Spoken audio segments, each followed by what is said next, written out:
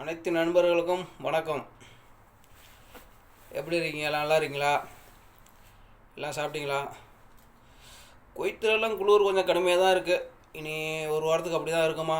அதனால் குவைத்தில் இருக்கிற மக்கள், தாய் தமிழ் உறவுகள் பார்த்து பத்திரமா கவனமாக இருங்க.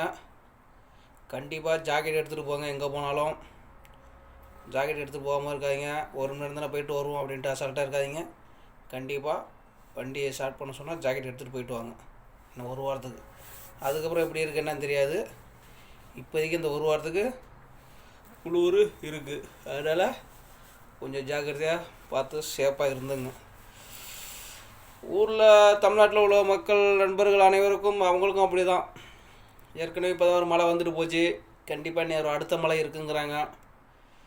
என்ன அவங்களுக்கே எங்கே வரும் எங்கே போகும் புயல் என்னன்னு அவங்களுக்கே என்ன சரியாக புரியப்படலை.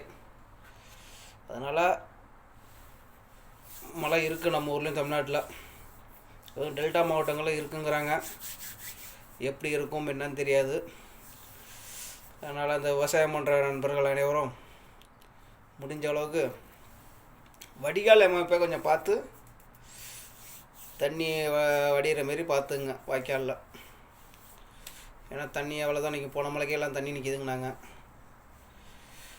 அப்புறம் வண்டி ஓட்டுற உறவுகளெல்லாம் பார்த்து ஓட்டுங்க. வாய்க்கால் ஓரத்தில் குளத்தோரத்தில் எல்லாம் ஊறி போயிருக்கும். மேக்ஸிமம் முடிஞ்ச அளவுக்கு ரோட்டை விட்டு இறக்காமல் பார்த்து பத்திரமா ஓட்டுங்க. அப்புறம் என்ன, ஸ்கூல்லாம் நம்ம ஊர் தமிழ்நாட்டை பொறுத்த வரைக்கும் ஸ்கூல்லாம் இந்த வாரத்தில் முடியுதுன்னு நினைக்கிறேன். அப்புறம் எல்லாம் ஒரு 10 நாளுக்கு லீவு தான்.